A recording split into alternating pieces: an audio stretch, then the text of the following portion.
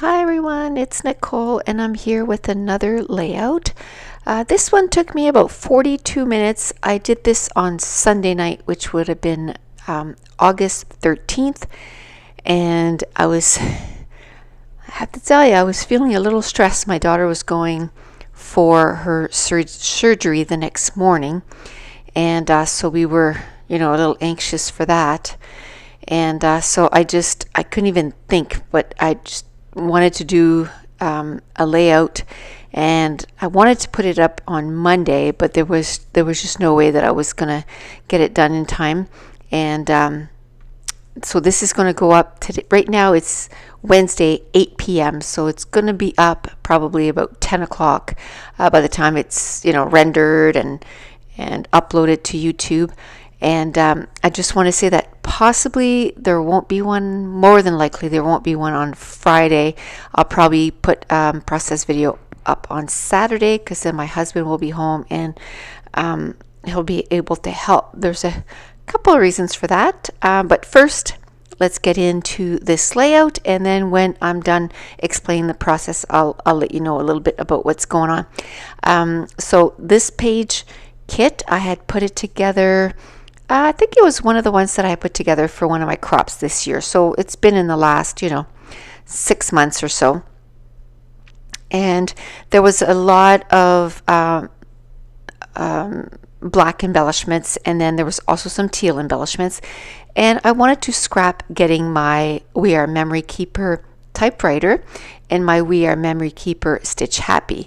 And so those are two of my, I would say, my newest toys that I've gotten. And one was in 2016 and one in 2017. And one thing that is, I don't think it's going to be shown on the video, is I do put the year, just 2016 and 2017 on each of the picture, what year I got them. And I just didn't have time to take a picture today, but so I put some clear gesso on the background because I wanted to put a little bit of distress ink on the background. And then I grabbed 6x6 from two different pattern papers. One was Dear Lizzie, I believe, and the other one was a Chamel paper line. And I took 3 teals and 3 pinks. And my typewriter is pink. My sewing machine is mint turquoise. To me it was close enough, so that's what I wanted to do with those colors. Now the clear gesso has dried, and I went to my stash and got some distress stain, and that's spun sugar. It's probably my favorite pink, is that spun sugar. I mean, it's not vibrant at all, like it's really like a pale pink, but I just absolutely love it. Now I did take distress ink in Peacock Feather, and that's the spray, and I just put it on some packaging, and the same thing with the distress stain, and I just smooshed it on the page. And then I did add also some splatters with the distress ink, and in between, so when I put my pink down, I made sure that I dried it with using my Tim Holtz heat tool. And that heat tool is really good for mixed media. It can still emboss, but for embossing I like to use my Stampin' Up! Heat embossing tool. And then for mixed media, which first of all, it is so quiet, that's why I like it so much, but it just dries your mixed media and you can move on. And now I took out my distress ink in black soot, and I'm going to ink the edges of all the little patterns, and I made them about 3 1/4 by 3 1/4, and I just wanted to make a little base for my photos. And then there was this pattern paper that I had put pieces of it, and it looks like little frames, and one of them I'm going to do an embellishment cluster with it, and the other one I'm going to end up putting my title. Now decided to mount my photos on black because I added some black distressing to all the pattern papers. So I decided to mount my photos in black. So what I did was I just cut the white that was around the photo. And I did print my photos on my Canon selfie. So there was a little white edge, and it was bordered. And I decided that I just wanted the photos, so I'm going to cut them down. And I did it with my scissors at first, and I wasn't very careful, and then it was all crooked. So then I just took my little trimmer, which is from Creative Memories, and it's my favorite trimmer of all time. It's just a mini trimmer, but I only use it for my photos. I never mount my photos and then use it to cut my cardstock, like to put a border around my cardstock that way. I'll always just cut it with my scissors or use my big trimmer. I'm really keeping that little trimmer just for my photos, and I've had it for, I'd say, probably 12 years plus, and it still works beautifully.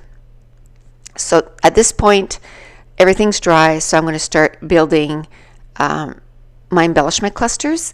And one of the little embellishments said retail therapy, which, it was kind of probably, a retail therapy when I bought some of these things. I don't know. You always feel better after you buy some scrapbooking stuff, right?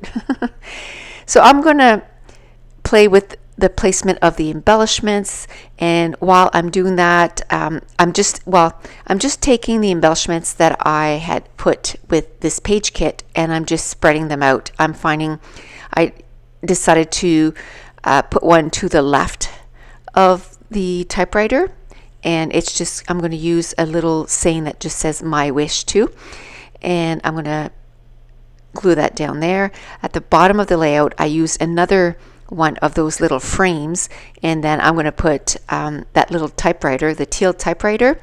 And as you can tell, I checked it, and it was like, oh, that's a clear sticker, so no, I don't want it to be just so that you can see the frame. So I just took another piece of embellishment that was just kind of lined, and it wasn't white, it was more like a off-white and grayish, so it really coordinated with the background. So I mounted it on that and then just cut around, and I'm making sure that I ink the edges of all the embellishment clusters, and then I just start adding the embellishments. And there's that little circle. I am going to end up putting some foam tape in behind, and I'm going to pop that up.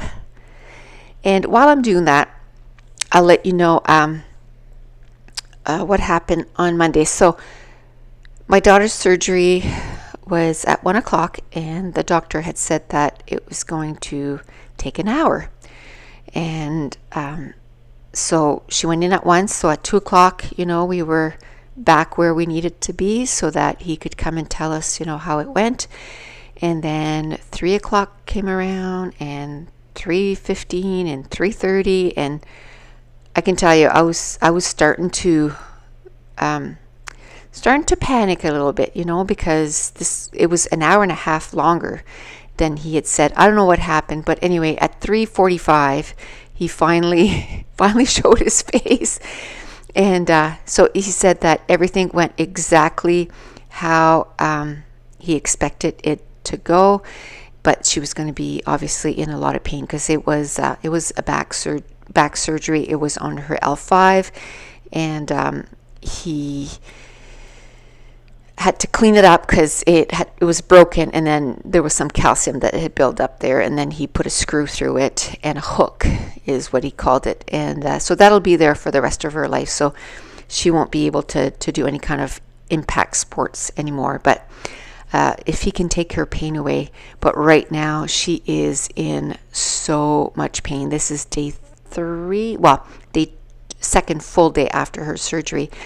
Today she did get up a little bit more. I was, trying to tell her that, after surgery you have to, even though it hurts, you have to kind of push through it and, get up and not overdo it, but not stay in bed. So today she she was able to get up a little bit more, and but still in a lot of pain. And so I'm taking care of her. And then on Sunday, which was before her surgery, she got a brand new puppy. He's 8 weeks old, and I'll be doing a page about him probably on Saturday. And I'll tell you, everything about him. But he's super cute, but he's 8 weeks old. So last night, he woke up 3 times, but I'm just the type of person that if I wake up, I cannot go back to sleep. So I was awake from 1, because she can't get up with him. Like, her back is just too sore right now. She just can't. So he woke. One of the times he woke up was 1:30, and I stayed awake from 1:30 till, I think I fell asleep. It was getting close to 6. I don't remember seeing anything past 6, so I'm thinking it was 6. So I had 3 hours sleep, and then today I couldn't sleep in because I had to watch him all day. And but he's super cute, and it's only for a time, right? He'll outgrow it. So but all day I have to watch him like he was 18 months, because he's all over the place, right? It's not like he was a baby, because a baby, you put them in in a chair or the crib, and they can't go anywhere. This little doggy is everywhere, but he's just going to be a little dog. But anyway, on Saturday I'll do a page and talk more about her new puppy. But that's what's going on, and that's probably why I won't have a video up on Friday, but on Saturday. So I just wanted to make sure that I in this video, that I just let you know what's been going on. That's why there wasn't 3 videos up this week, but I should be able to get back to normal scheduling very soon. Like I said, this weekend I'm going to try and do quite a few, because hubby will be here, so he'll be able to take care of the dog while I get some layouts done for next week. But so I added quite a few titles on this one. It just says my toys in the middle. Now to the right of that, I did do my journaling, and you have retail therapy and my wish. And in my journaling, I've already done my journaling. Can you believe it? And I put the date on the typewriter. I put 2016 with the Doodlebug black letters that I just used to put my toys. I put 2016 there and 2017 on my sewing machine, and then I did do the journalings on the little piece of white pattern paper that is to the right of my toys. So that page is completely done. I did add some enamel dots in black, and there's no pictures because I didn't have time to take pictures today. But this layout is done, and if you're enjoying these videos, if you wouldn't mind, give me a thumbs up, and we will talk to you on Saturday. Thanks for watching. Bye.